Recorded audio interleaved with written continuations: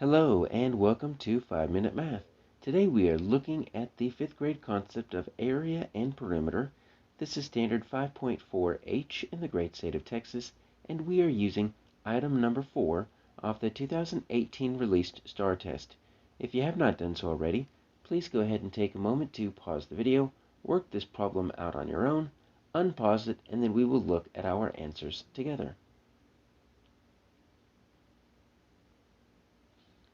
So Priscilla is building a cabinet shaped like a rectangular prism.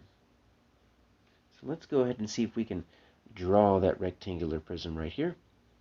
And so what we're going to do is we're going to draw this little, let's draw a little square face right there in the front. We're going to draw some diagonal lines that kind of go back like this. We're just going to make it kind of look like that, and if we want, we can draw a few dotted lines here to kind of show that back end.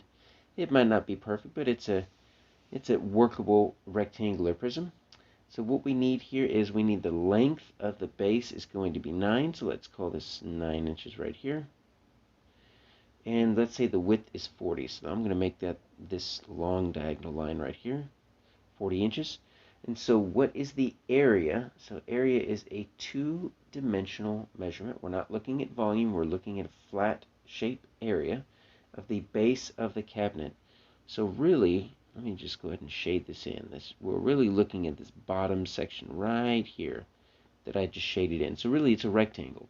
If I wanted to kind of pull this out like this, I could say it's a rectangle. Just kind of made it look 3D just to make it look like that cabinet. So it's 9 inches by 40 inches. So we have to be kind of careful, make sure we know what we're doing, simply because we do have this not here as one of our answer choices. Always tempting for us, if we think we're going to get the answer wrong, to select that. So let's see what our formula chart says. Our formula chart, if we're not sure, we'll say that area equals length times width.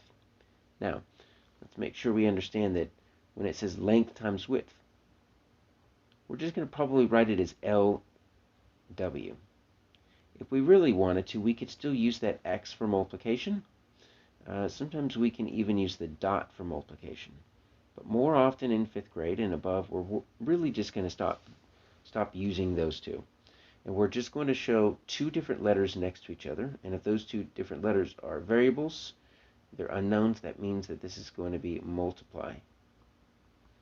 The reason being, if this x right here can sometimes be an unknown, it can be a variable, especially if we're plotting points on the coordinate plane. And so we don't know whether that x means multiplication or whether it's a variable. This dot right here can work if we're dealing with letters, but when we're dealing with numbers, it looks an awful lot like a decimal point. So we're really going to start moving away from that. So our length here, let's see if we can fill this in. We're going to use substitution, and substitution helps us use formulas. We're going to use a length of 9, and then we're going to multiply that by our width of 40. So I'm going to show you another way to show multiplication, and that's with parentheses. So whenever you see a number or a letter outside of a parentheses, this also means multiplication. Because like I said, we're really kind of moving away from the dot or the X. So it's just 9 times 40. Well, we could do a 2 by 1 multiplication if we want to, but let's use our multiples of 10, 100, or 1,000. Hopefully you remember this trick.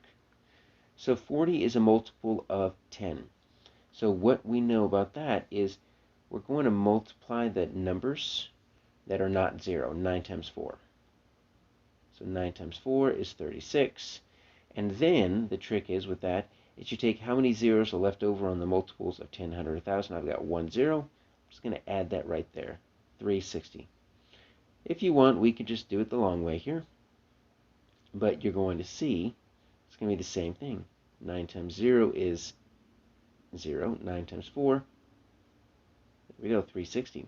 So multiplying by multiples of 10, 100, or 1,000, if you know that trick, makes it pretty simple. Our answer here is going to be G.